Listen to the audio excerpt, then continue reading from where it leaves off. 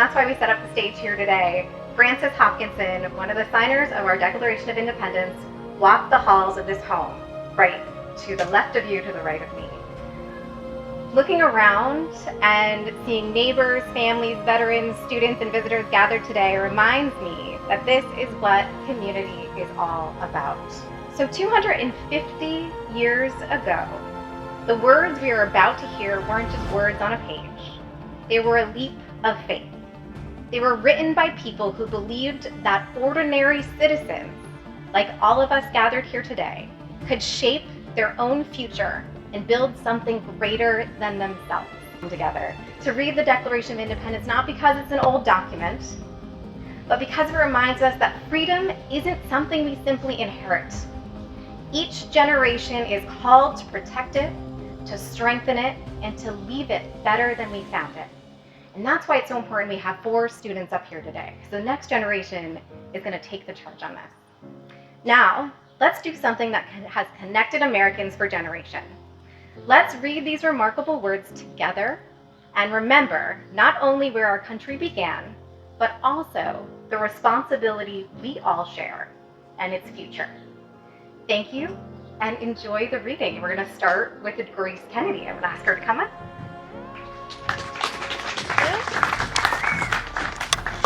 All right. The unanimous declaration of the 13 United States of America, when, in course of human events, it becomes necessary for one people to dissolve the political bands which have connected them with another, and to assume among the powers of the earth the separate and equal station to which the laws of nature and of nature's God entitle them, a decent respect to the opinions of mankind requires that they should declare the causes which impel them to the separation. We hold these truths to be self-evident, that all men are created equal, that they are endowed by their Creator with certain unalienable rights, that among these are life, liberty, and the pursuit of happiness, that to secure these rights, governments are instituted among men, deriving their just powers from the consent of the governed. Thank you.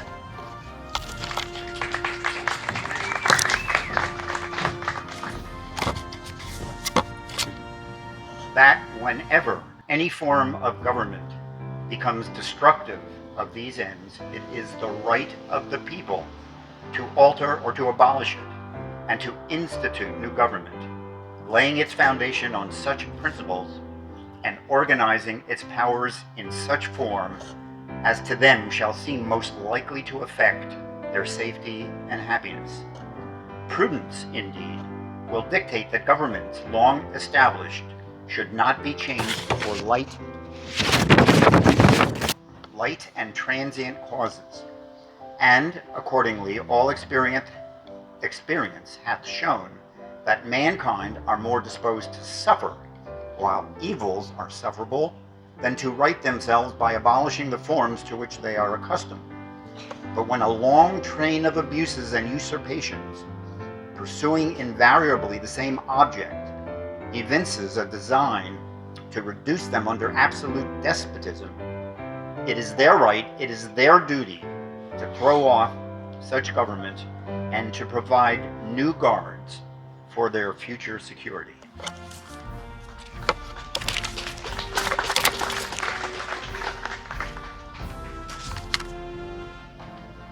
Such has been the patient sufferance of these colonies, and such is now the necessity which constrains them to alter their former systems of government.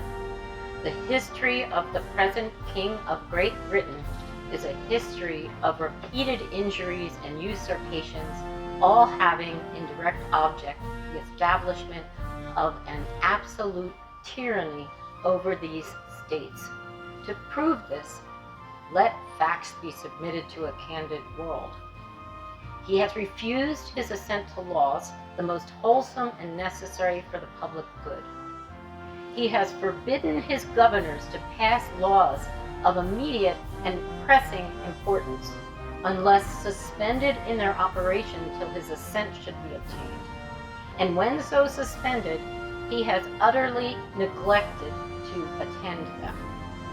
He has refused to pass other laws for the accommodation of large districts of people, unless those people would relinquish the right of representation in the legislature, a right inestimable to them and formidable to tyrants only. He has called together legislative bodies at places unusual, uncomfortable, and distant from the depository of their public records, for the sole purpose of fatiguing them into compliance with his measures.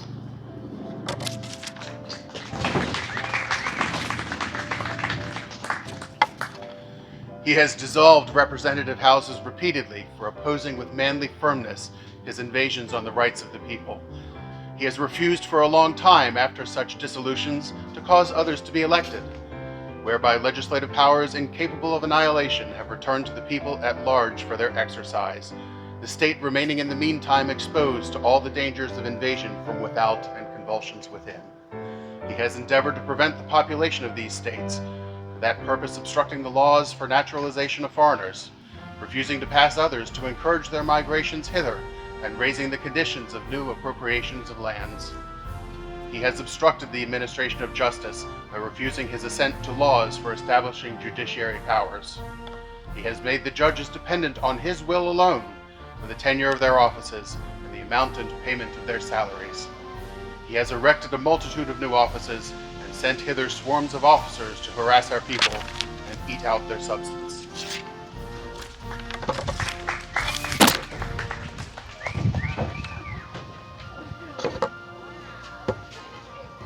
He has kept among us in times of peace standing armies without the consent of our legislatures.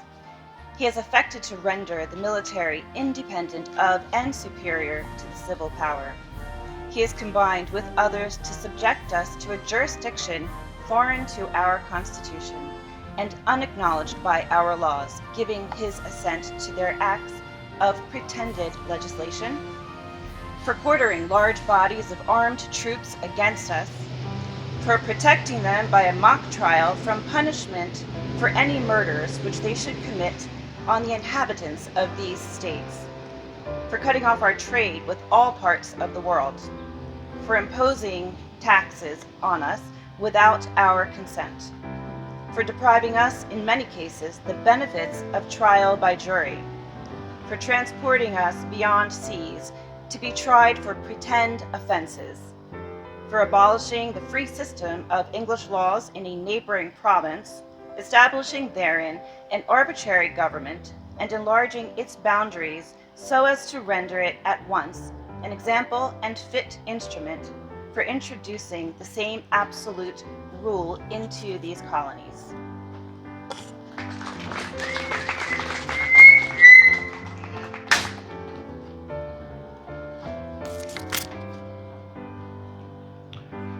For taking away our charters, abolishing our most valuable laws, and altering fundamentally the forms of governments, for suspending our legislatures and declaring themselves invested with the power to legislate for us in all cases whatsoever. He has abdicated government here by declaring us out of his protection and waging war against us. He has plundered our seas, ravaged our coasts, burnt our towns, and destroyed the lives of our people. He is at this time transporting large armies of foreign mercenaries to complete the works of death, desolation, and tyranny, already begun with circumstances of cruelty and perfidy, scarcely paralleled in the most barbarous of ages, and totally unworthy the head of a civilized nation.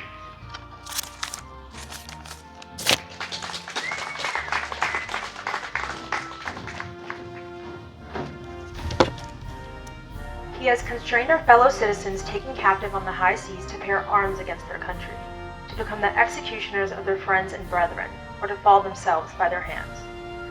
He has excited domestic insurrections amongst us, and has endeavored to bring on the inhabitants of our frontiers, the merciless Indian savages, whose known rule of warfare is an undistinguished destruction of all ages, sexes, and conditions.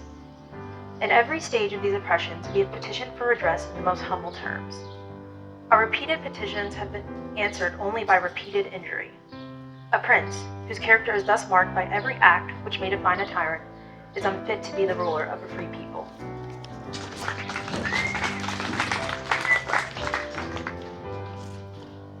Nor have we been wanting in attentions to our British brethren. We have warned them from time to time of attempts by their legislature to extend an unwarrantable jurisdiction over us. We have reminded them of the circumstances of our emigration and settlement here. We have appealed to their native justice and magnanimity, and we have conjured them by ties of our common kindred to disavow these usurpations, which would inevitably interrupt our connections and correspondence. They too have been deaf to the voice of justice and consanguinity. We must therefore acquiesce in the necessity of which denounces our separation, and hold them as we hold the rest of mankind, enemies in war, in peace friends.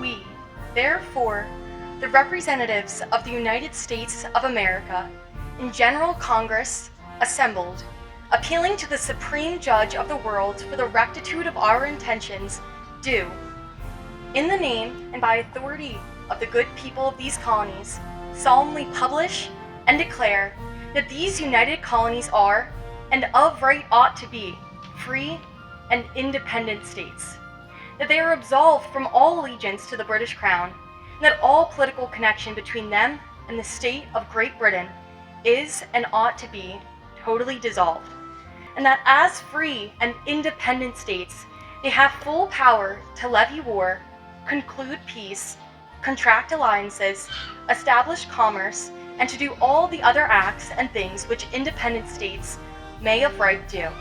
And for the support of this declaration, with a firm reliance on the protection of divine providence, we mutually pledge to each other our lives, our fortunes, and our sacred honor. Thank you.